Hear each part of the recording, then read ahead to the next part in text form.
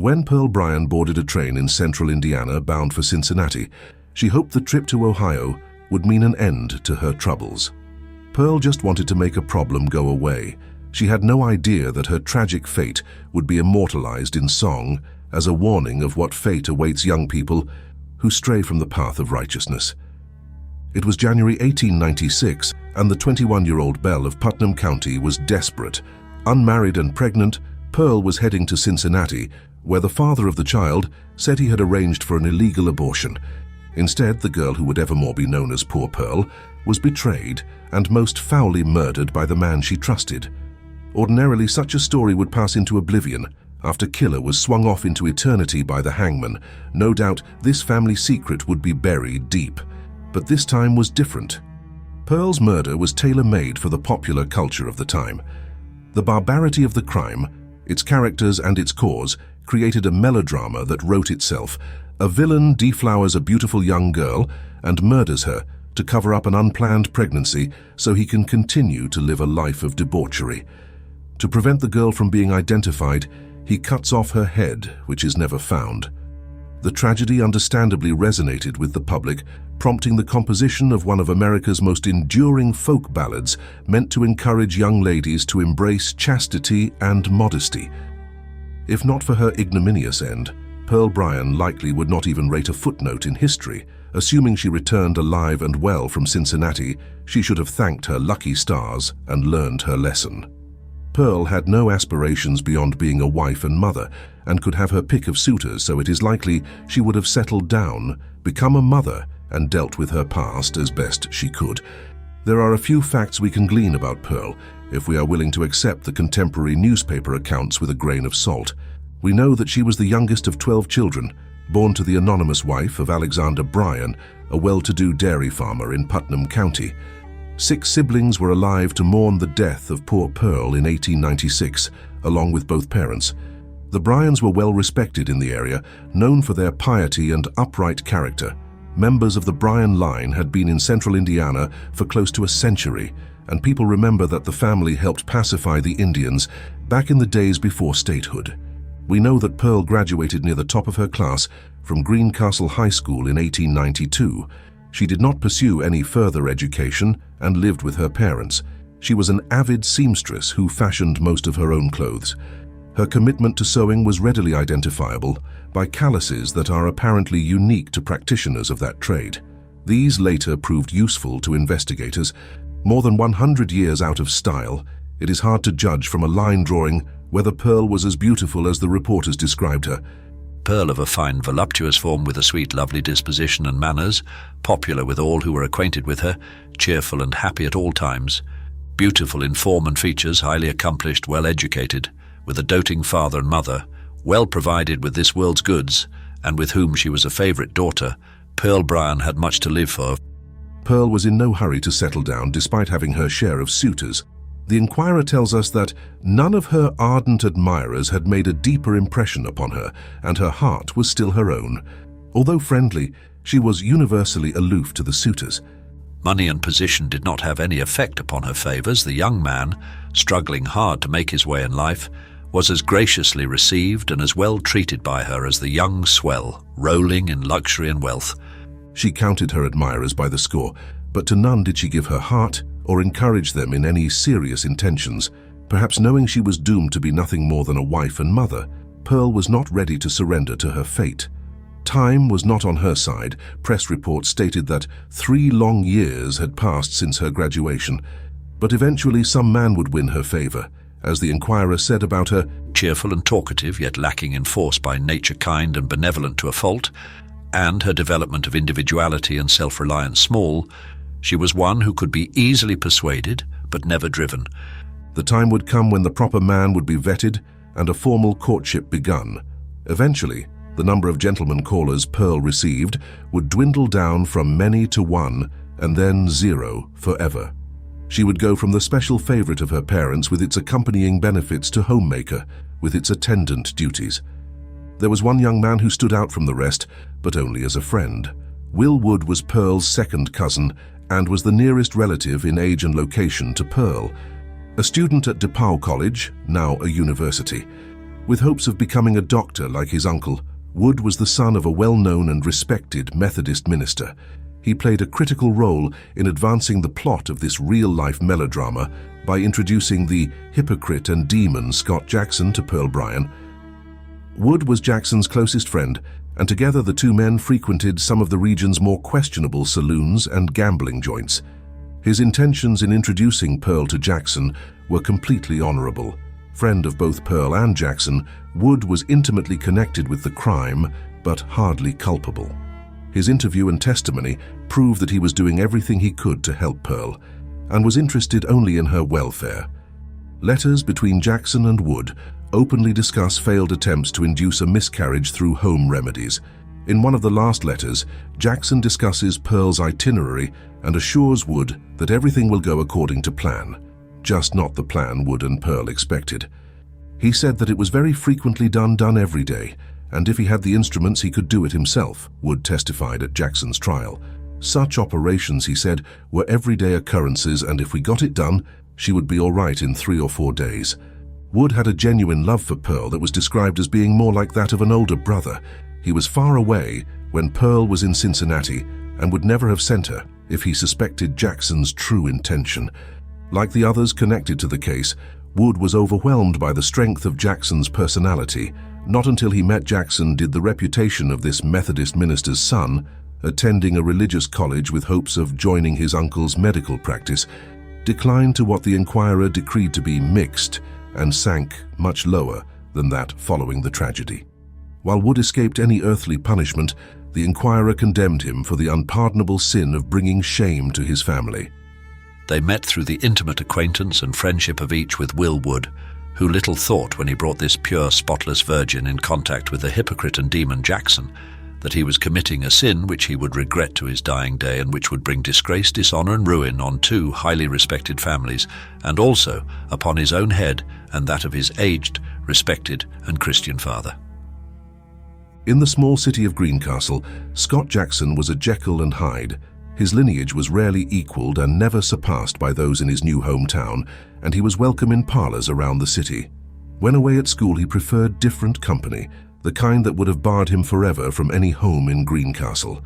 Physically, he was a little short, but he was handsome and cut a fine athletic figure. He sported a bushy mustache of the type then in vogue, and his blonde hair supplied his nickname, Dusty. Jackson possessed that fragile kind of self-assurance particular to narcissists. In the right company, he was dominant, and he had a talent for finding companions who could not withstand his forceful personality.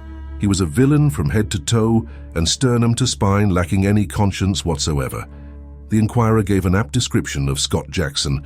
Belonging to an excellent family, he was outwardly a man whom any father would be proud to have his daughter associate with dimples on his chin and cheeks, a childish smile on his lips, frank, beautiful, pale violet blue eyes. He had a most winsome countenance. But behind the angelic front was hidden a very demon. To those not knowing his habits, a handsome, affable, pleasing man of fine form and features. To those who knew him truly, a villain of the deepest dye, a very demon in human shape. In the fall of 1894, Scott Jackson and his widowed mother moved from Jersey City to Greencastle, ostensibly to be closer to one of her daughters, who had lived there some years as the wife of a DePaul College professor. Like Pearl and Wood, Jackson came from a good family, but this had no effect on his character because he had none to affect. Jackson's father had been a merchant marine fleet commodore with all of the integrity of character such a position requires. In Jackson's case, however, the apple fell far from the tree. There was an equally important reason for the move, which was the family's secret shame. Scott Jackson had narrowly dodged a long prison term in New Jersey for grand larceny, avoiding conviction only by cooperating with the prosecution. His crime ruined the family name on the East Coast. When it became clear there was no future for them in New Jersey, Jackson and his mother gave up the bustle of the East Coast for the refined quiet of a Methodist enclave in central Indiana. Jackson's first known crime was reckless and stupid, a trait he would continue to display in his murder of Pearl. Working in the mailroom of the Jersey City office of the Pennsylvania Railroad, Jackson was tasked with opening the correspondence. This gave him uncontrolled access to checks and probably cash. he helped himself to more than $32,000 before he was caught. The other man, Alexander Letts, had not instigated the scheme, but was considered more culpable because he forged the signatures on the checks in his role as a financial clerk. Jackson was presented with a deal that allowed him to be nol pros if he testified against Letts, who was later convicted. Not surprisingly, there was almost no money left to recover. The saloon which they kept had become notorious. They were acknowledged high flyers in sporting circles. Both had become plungers on the racetracks. It was reported that they made much money owing to their lavish expenditures. They entertained liberally in their own particular way, and for a time were looked upon as good fellows among the sporting fraternity who sought the privilege of their acquaintance. Jackson was a prominent member of the Entre Nous, an exclusive social club. Because the Jackson family was not native to Greencastle and had few acquaintances there besides the sister, news of Jackson's criminal past and lewd behavior did not reach that city. Will Wood was a neighbor to Jackson, and once they found their shared interest in the underworld lifestyle, the two young men became fast friends. Jackson entered the Indianapolis Dental College, where Wood frequently made the interurban ride for entertainment. Jackson and Wood proved that New Jersey had nothing on Indiana as far as being able to find a good time. Both being fond of ladies' company, they spent much of their time together in the company of women of loose moral character, and were in several very unsavory escapades, escaping notoriety, however, under assumed names, which prevented their families and friends at Greencastle from hearing of them. Wood introduced Jackson to Pearl in the spring of 1895, and it was love at first sight. Jackson's words, which the Enquirer reports came only from the lips and never from his heart, quickly overwhelmed Pearl's Victorian sentiments and excited her passions. Jackson maintained the outward appearance of a gentleman of high morals and good character, winning the approbation of Pearl's parents, who were in their dotage. With the less intensive scrutiny that younger children receive from their parents, Pearl was given wide latitude in her relationship with Jackson. The parents of the erring girl never for a moment suspected anything wrong. Pearl was their favorite, the daughter of their old age, had been raised with every care and precaution, had always moved in the very best of society. And Jackson to them was a gentleman, a member of one of the best families of the country. Without hesitancy, they permitted their favorite daughter to accept the attentions of Jackson, go out with him when he was visiting home, and remain alone with him in their parlor until late hours in the night. They had every confidence in Pearl and no suspicion of the villainous intentions of Jackson or the evil influence he possessed over her. Pearl was putty in Jackson's hands, and he molded her to fit his will. Older, more experienced, and with a plan that ended in the naive girl's full surrender, Jackson knew the things Pearl wanted to hear and how to woo her. The Enquirer also blames Pearl's fall on Jackson's mesmeric powers. He became attentive and, with a veneering of the usages of polite society, managed to fascinate the farmer's daughter. His power over her seemed almost hypnotic. So great was his control over her that she is said to have kept appointments with him in the dental office where he was serving his apprenticeship. Will Wood pins down the date of Pearl's first encounter with her seducer, somewhat by testifying that Jackson told him he betrayed her in September. The accomplishment of his devilish designs, her ruin, was easy, reports the Enquirer. She fell a victim to his lustful desire and in a short time discovered that she would soon become a mother.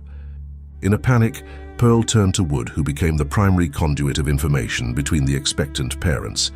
Any communications between Pearl and Jackson were lost forever, and there was a suggestion that Pearl was carrying something that Jackson desperately wanted.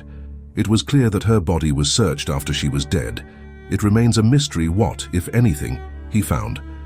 Wood, however, kept his letters from Jackson, which put the dental student in the center of the plot. The letters provide a clear portrait of what was happening. After confirming with Wood that Bert, their code name for Pearl, was indeed pregnant, Jackson wrote that something would be done. But as it was early in the pregnancy, he recommended a wait-and-see position. Later, Wood responded that the baby was healthy and probably going to stay that way. So Jackson provided some recipes for homeopathic miscarriage-inducing tinctures and oils. Several home remedy abortion concoctions were tried without success, and Wood reported to his friend that Pearl was beginning to show physical signs of her condition. Her mental state, bordering on hysteria, was no better. Jackson had transferred from Indianapolis Dental College to the college in Cincinnati and told Wood that he was going to procure an abortion. He needed Wood to get Pearl to agree. It took no convincing on the part of Wood to induce his cousin to travel for the operation. Question. Did you have a long talk with the girl? Answer. Well, I talked with her. Question. Did she seem pleased? I never saw her so happy in my life.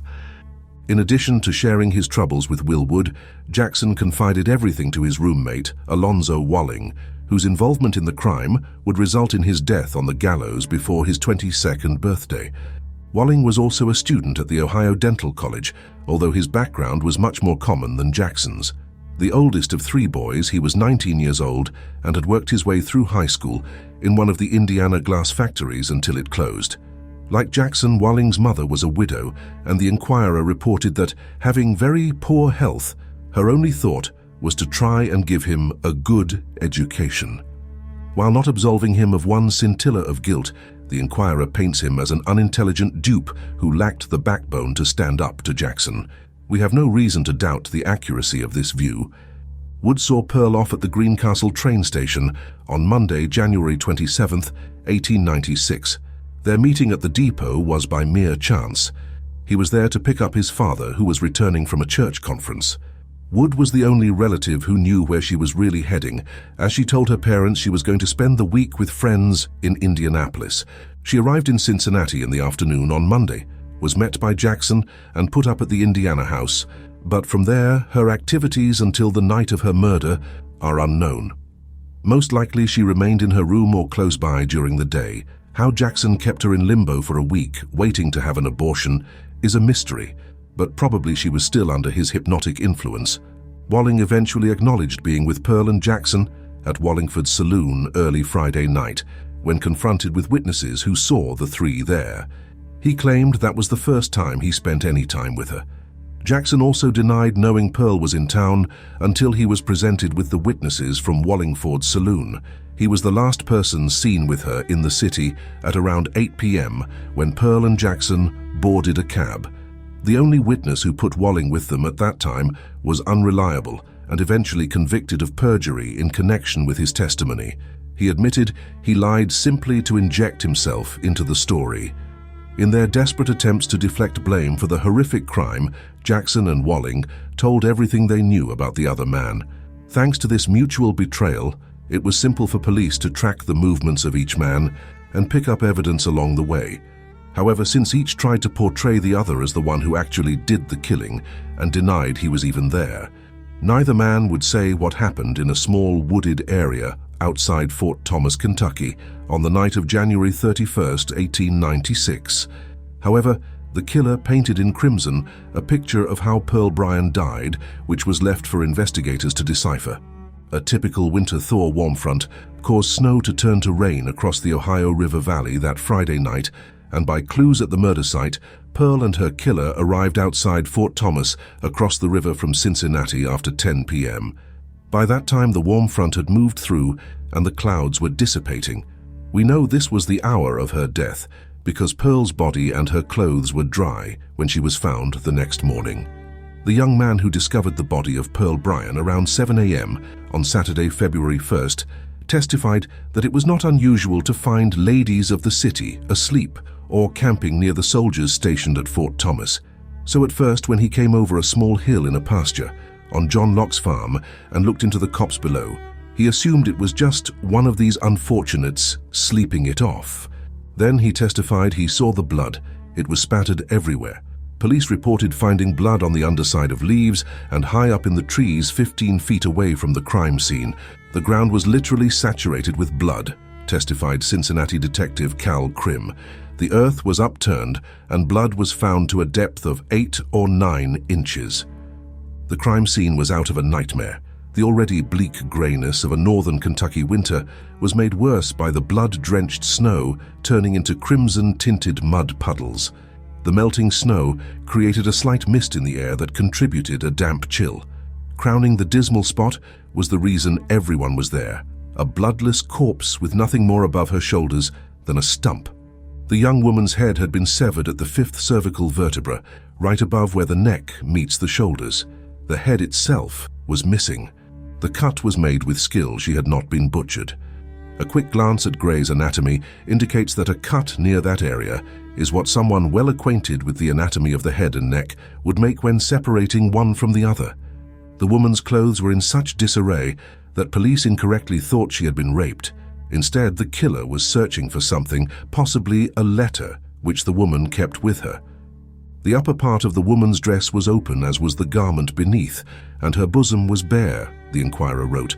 The skirt band was unloosed, and the skirt of the dress was gathered up about the waist. Several yards away, police found a woman's glove and a piece of cloth torn from her dress. The forensic evidence at the scene allowed the investigators to recreate the timeline of the murder, which told of the woman's terrible end. The killer and victim walked toward the cops side by side, but at some point, the woman tried to flee. The victim fled through a mud puddle that, had she not been running, she certainly would have avoided. The killer followed her directly through the mud and caught her, tearing off the bit of cloth from her dress. Pinning the woman to the ground, he drew a knife and slashed her throat. The woman put up a valiant struggle for her life. The 3 defensive wounds on her left hand laid open her palm and fingers to the bone. At some point in her death struggle, she tore a piece from the killer's shirt sleeve. It was recovered at the scene, and the amount of blood on the scrap indicates she was already severely wounded. At the coroner's inquest, the jurors concluded the woman was alive when the killer began to cut off her head because her body was completely devoid of blood. Had she been dead, the coroner said, some blood would have remained in her veins. News of such a horrible crime spread fast, and soon the relic hunters were competing with investigators to find clues. Anything relating to the crime was fair game, from blood-stained leaves to the holy grail of murder memorabilia, a strand of the victim's hair. The autopsy revealed that the woman was around 5 months pregnant and that she had not been raped. At first, the soldiers at Fort Thomas were the likely suspects, but every man was present and accounted for at the time of the crime. This news caused authorities to shift their focus to finding a man, probably married, who got a girl into trouble and who lost his mind at the wrong moment. The authorities identified the remains through circumstantial evidence, beginning with the only lead from the crime scene, a pair of shoes. The woman was wearing small black leather and cloth boots that bore the label of a clothing store in Greencastle, Indiana. Police headed there to interview the owners of Louis and Hayes, who told them that a dozen pairs of the shoes were made especially for their store. 10 had been sold, and police were able to track down all but 2 of the purchasers. The shoes in question went to one of those buyers. It appeared they were at a dead end. Because DePaul Women's Seminary was close by, the police tried to make up for lost time by visiting the campus to make sure all the ladies there were accounted for. They were. When the description of the girl's sewing calluses and a small wart on a finger became known, Pearl's mother became concerned. She asked her son to check on Pearl. Fred Bryan, a brother of Pearl, telegraphed to Indianapolis to Pearl's friends, asking if she was there, the Inquirer told its readers. The answer came that Pearl had not been in Indianapolis.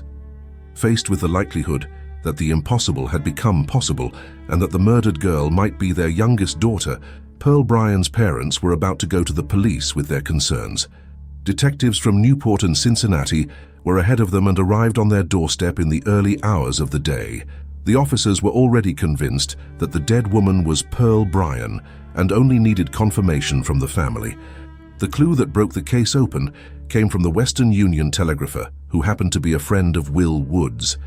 A.W. Early knew of the telegram sent by Fred Bryan, and also knew that Pearl Bryan was not in Indianapolis, but that she was in Cincinnati to have an abortion.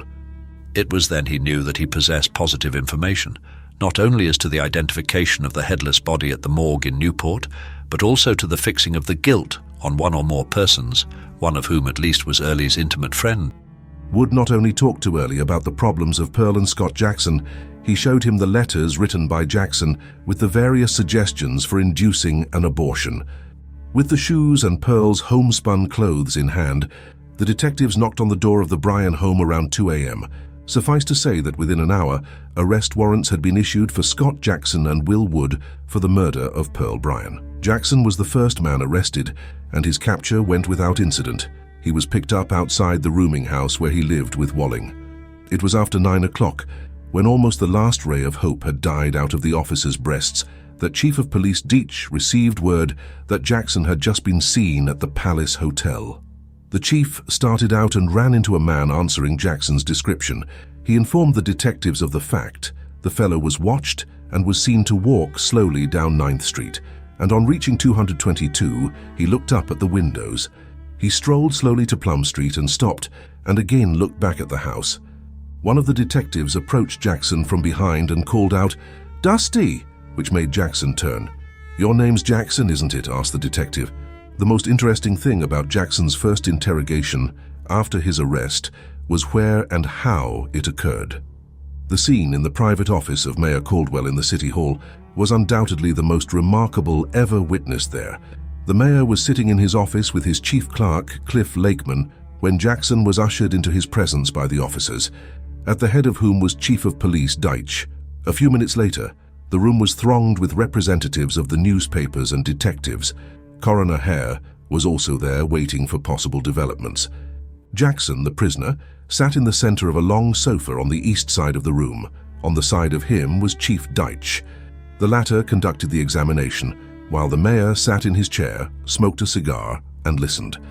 Jackson said he last saw Pearl on January 2nd in Greencastle and had no idea why she was in Cincinnati, assuming it really was her body in the morgue.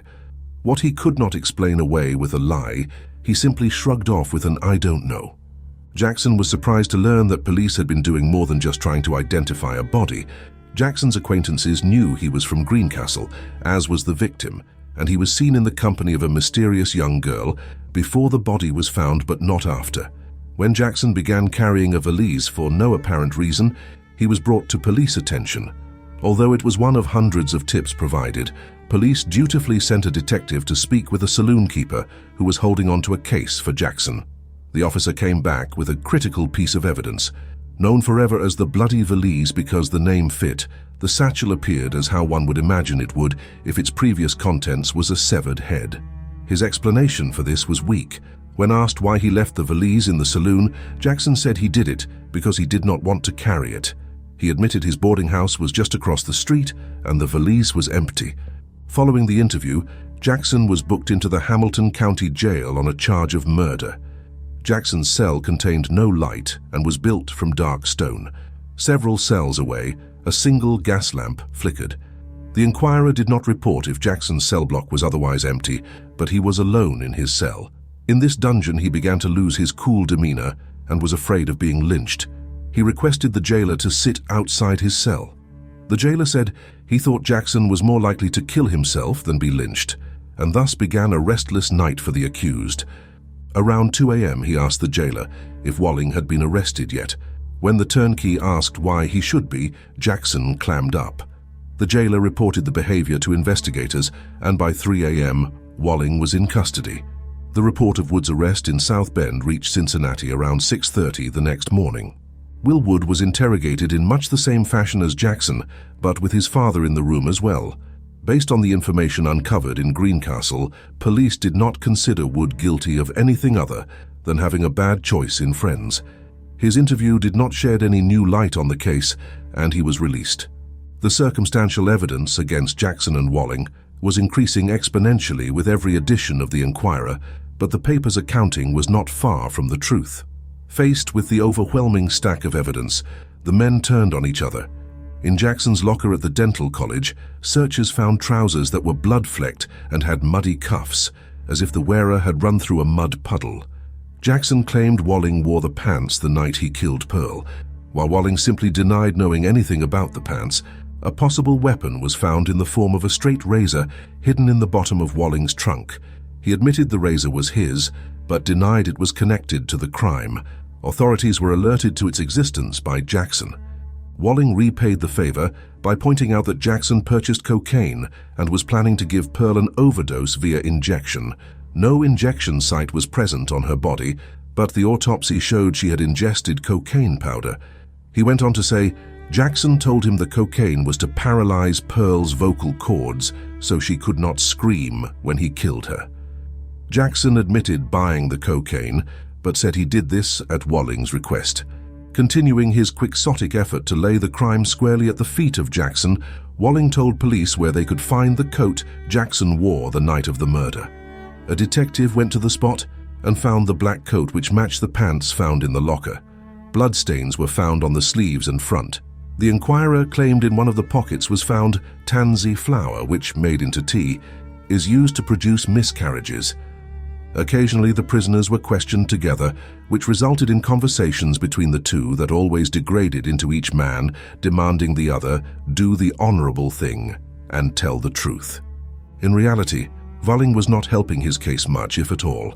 Desperate to escape the gallows, he was cooperating fully with police in locating evidence that just further established his guilt and did nothing to exonerate him. His knowledge of the intimate details of the crime made him an accomplice and subject to the same penalty as the principal. At best, the only difference was whether Walling died in prison sooner rather than later. With the testimony of Will Wood and the corroboration by telegrapher Early, establishing motive and opportunity would be easy for the prosecution. The most damning piece of evidence was the bloody valise recovered from a saloon where Jackson left it. Confronted with the item, which he said he intended to destroy but had not yet done it, Jackson was clearly shaken. However, his story was so simple that even with his back against the wall, it was easy to remember. Walling did it all. The valise is one of two that made appearances in the trial, both of which belonged to Pearl. The bloody valise was left at a saloon, and later an empty case was turned in by Jackson and Walling's barber. He could not recall which man left it, however. Jackson and Walling had to face one more ordeal before ever seeing a courtroom. The police were hoping that being confronted with the fruits of their crime, one or both of the men would crack. The plan resulted in a most unusual meeting at the undertaker's parlor. The Bryans spared no expense and gave Pearl the kind of funeral accoutrements one would expect a grieving family to do in such a situation. Her coffin had a white satin cloth finish, trimmed with a cord and tassel. The handles were silver, as was the plate in the center of the casket lid that read simply Pearl. She was buried in the same white silk dress she wore to her graduation. The absence of the head was made scarcely noticeable by the placing of a square satin pillow in the head on the casket down to the shoulders of the corpse, wrote the reporter present at the scene. Mayor Caldwell, Chief Deitch and Sheriff Plummer went to Epley's morgue, where the remains lay. In a short time, Detectives Crim and McDermott arrived with the prisoners. Jackson was placed at the head of the coffin and Walling near the foot. Both faced the brother and sister of the murdered girl, who were on the other side of the casket. The Inquirer relates that Jackson's cool demeanor, damaged by his encounter with the bloody valise, was near collapse when he arrived, and it looked like the police theory was correct. But by the end of the interview, he had recovered his nerve. He shook his head and sighed deeply. His face was terribly flushed, and he looked as though he might break down at any moment. On the other hand, Walling was to all appearance the coolest man in the room. He gazed at the corpse without a shiver and looked around on the faces of those present. The police then turned the interview over to the Bryan family, which was most interested in locating poor Pearl's head. Determined to make one more effort to secure a confession as to where the head was, Chief Deitch arranged for Mrs. Stanley to ask the prisoners. Almost begging on bended knees and sobbing heavily, she cried, "Mr. Jackson, I come to you and ask where is my sister's head. For the sake of my poor mother, and for my sister and for my brother, I beg of you to tell me where my sister's head is. It is my last chance, and I want to send it home with the body. Won't you please tell me, I beg of you?" Jackson looked at her and, without turning a hair, said, "Mrs. Stanley, I do not know." The same question was asked Walling, to which he coldly and without any semblance of feeling replied, "I do not know where it is." Jackson and Walling were returned to the jail, where they were greeted by a throng of citizens there for the single purpose of seeing the two men. Extra police were called out to clear the street, and the people dissipated quietly. The Inquirer reporting that the crowd lacked a leader to turn it into a mob. That evening, Pearl's body was taken by train to Greencastle.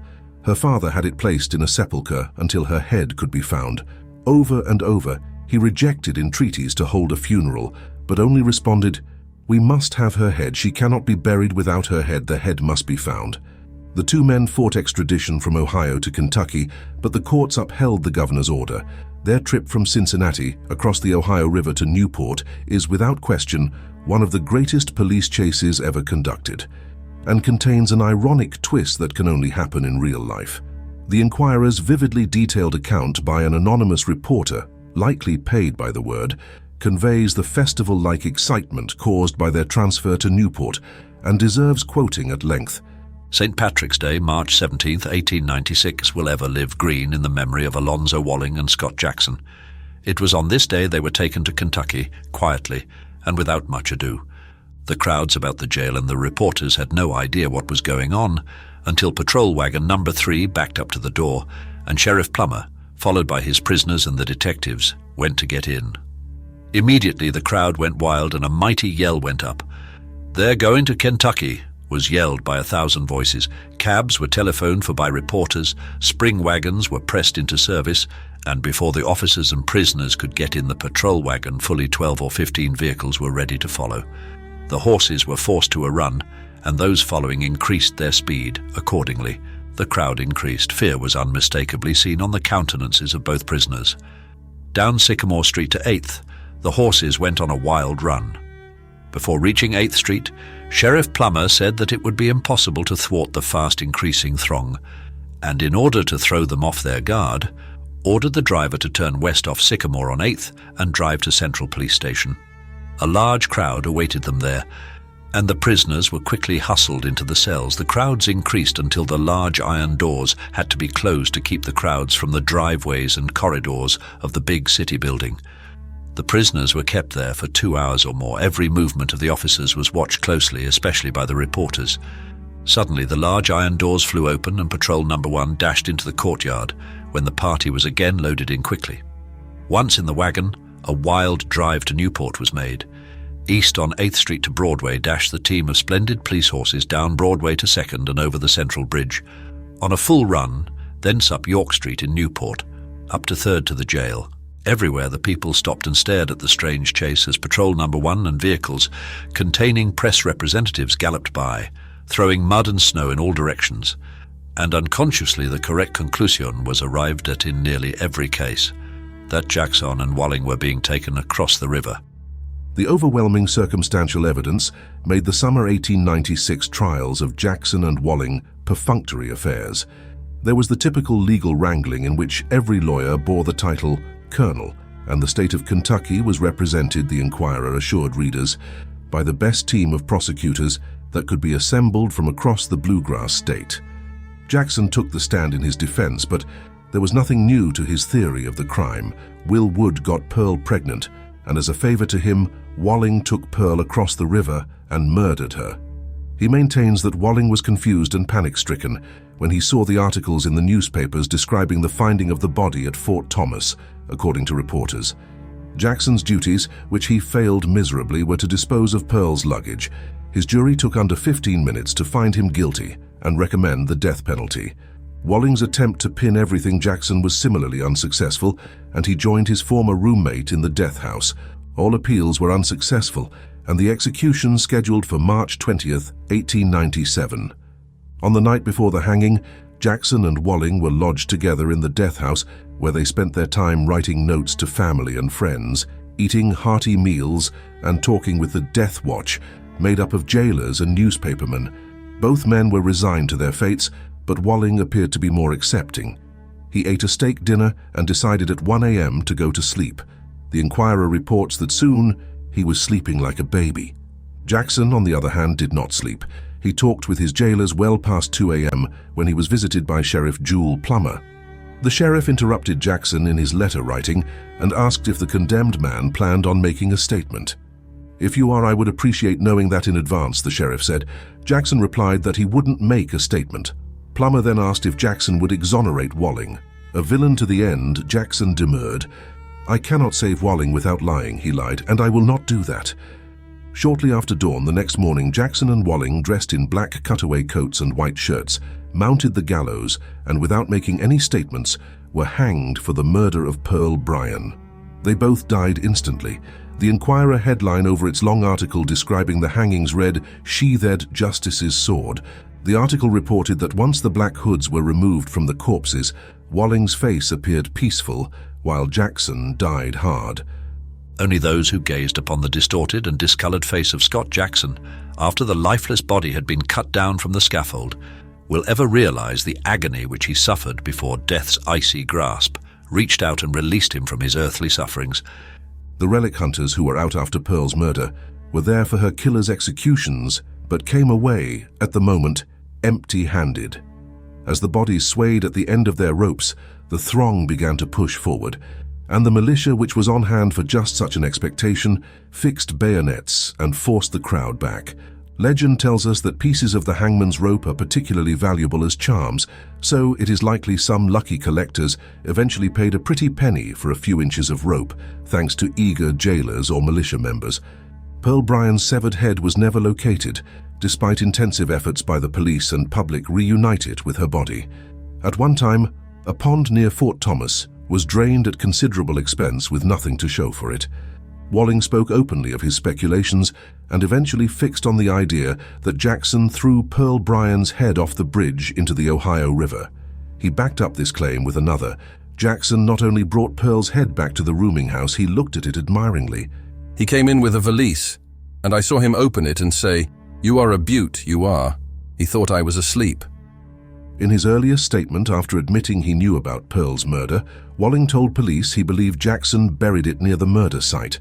Extensive digging produced nothing, but the burial theory retained popularity despite denials by Jackson, and an alternative theory later suggested by Walling.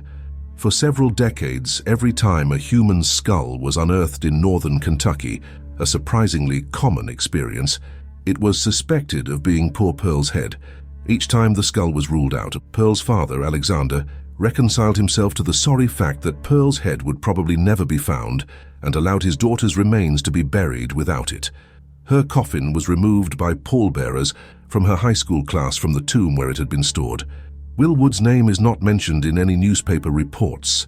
The 6 men carried the coffin to her final resting place at the highest point in Greencastle's Forest Hill Cemetery, where the grave could be seen from the Bryan homestead. If ever a ghost was doomed to spend eternity searching for something, it is Pearl Bryan. However, whether it is because it is true, or because there are simply no ghost hunters in the area to dispute it, Pearl's headless body appears to be resting quietly in her white satin coffin,